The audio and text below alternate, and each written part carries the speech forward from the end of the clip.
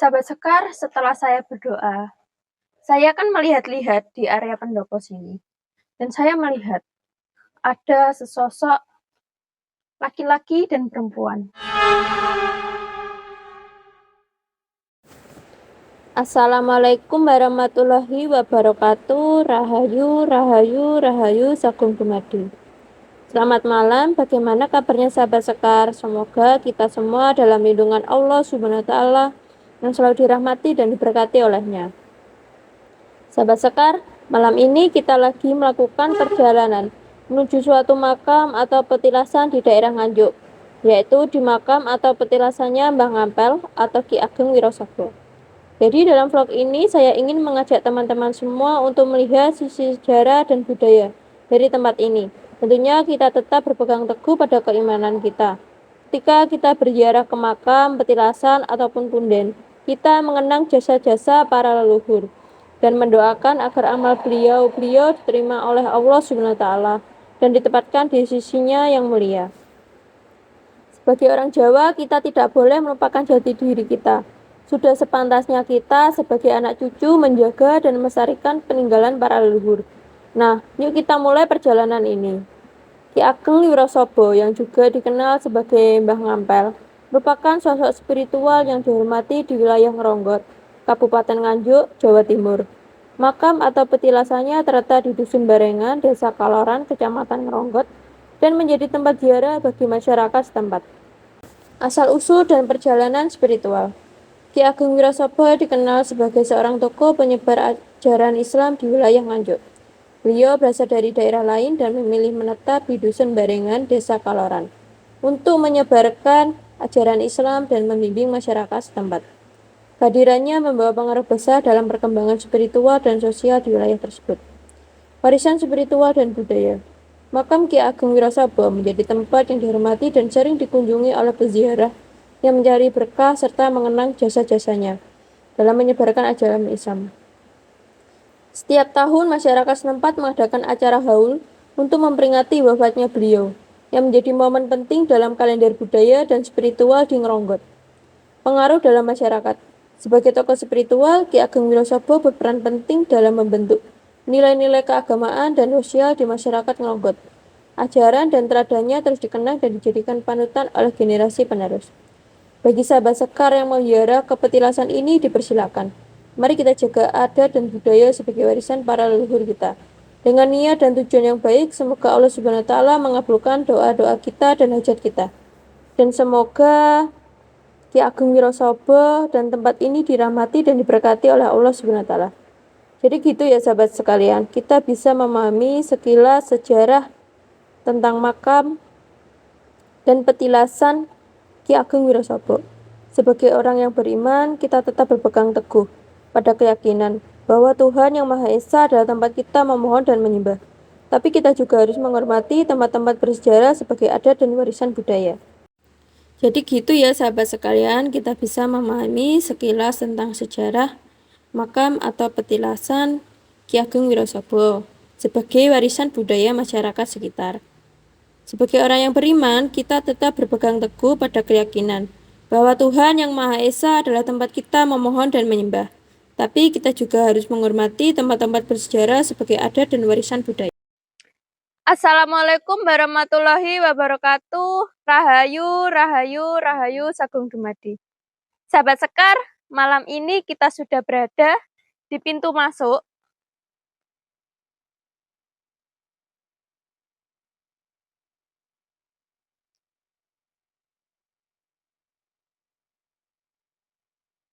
ke makam atau petilasan Mbah Ngampel atau bisa disebut Ki Ageng Wirosabha. Mari kita masuk ke dalam untuk mendoakan beliau dan kita lihat ada sosok dan misteri apa saja sih yang ada di sini. Mari kita masuk ke dalam.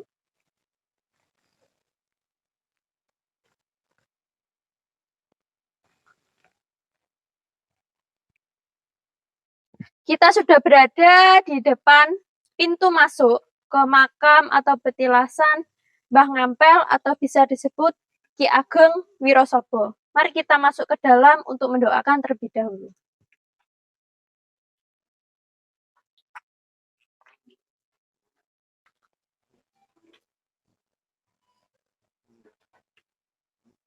Assalamualaikum, Rahayu, Rahayu, Rahayu, Sagung Dumadi.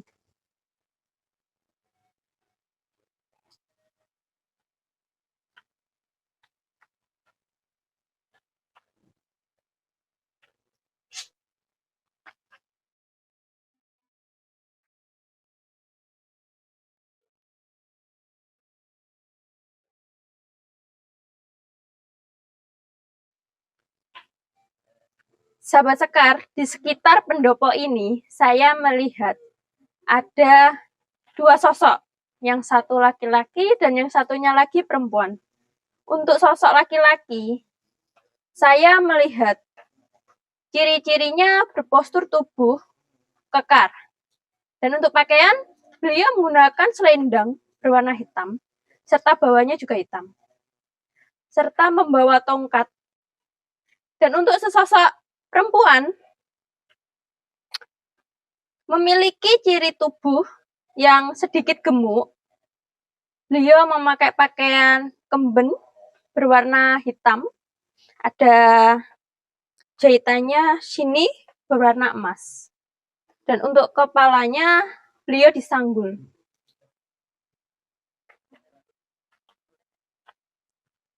Dan saya juga melihat di sekitar pendopo ini dikelilingi oleh sebuah aura.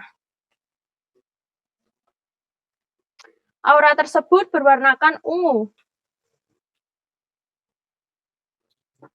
Dan di atas pendopo, saya melihat ada seekor ular berwarna putih yang sangat besar untuk di bagian kiri pendopo.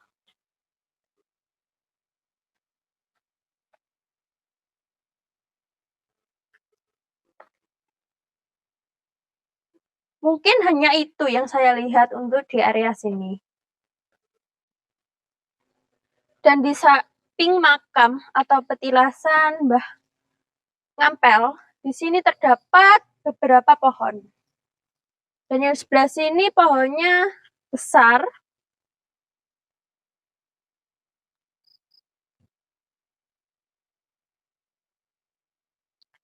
Dan kita akan jalan ke sini.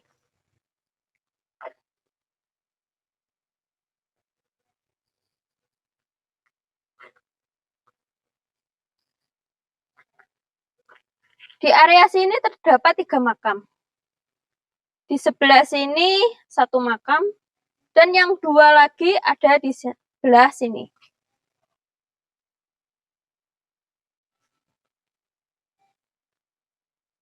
Dari ketiga makam ini, saya melihat ada sesosok.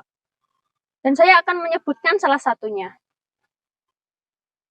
Saya melihat sesosok laki-laki. Beliau menggunakan pakaian berwarna coklat serta membawa tongkat. Juga memakai ikat kepala.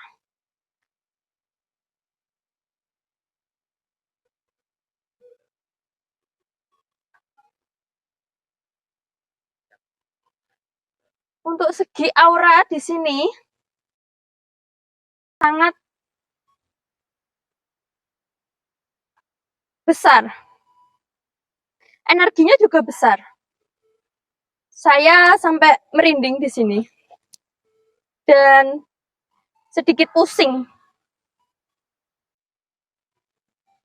Dan kita akan melangkah sedikit ke sini. Begitu melihat ada sesosok di sini.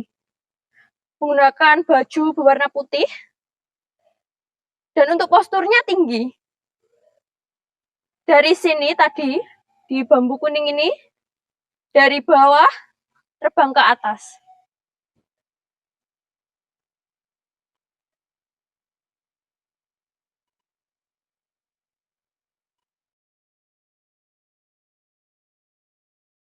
Entah itu apa, yang jelas itu tadi gambarannya. Dan untuk yang di sebelah sini, di sini terdapat sebuah pohon yang sangat-sangat besar.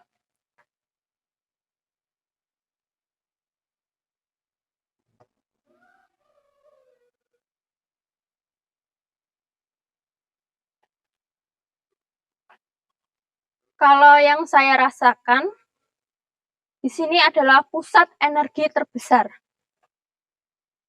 Dan di sini saya melihat ada beberapa benda pusaka, seperti tongkat, keris, dan beberapa yang lainnya, yang berwarnakan emas kekuningan. Di sini juga ada sebuah batu merah. Di sebelah barat makam atau petilasan Mbah Ngampel, di sini terdapat 2 pohon, yaitu pohon bambu, yang satu berwarna kuning,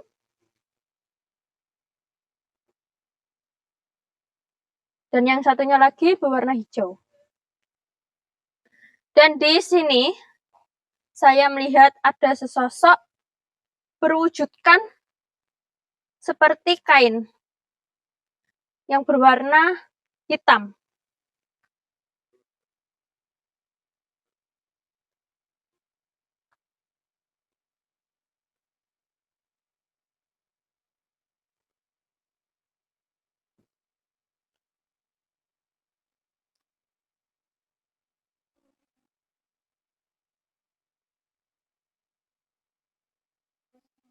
Sahabat Sekar, ketika kita membaca sejarah, kita sedang menelusuri jejak langkah para pendahulu yang telah berjuang, berpikir, dan berkorban. Mengabaikan sejarah sama dengan mengabaikan identitas dan jati diri kita sebagai bangsa.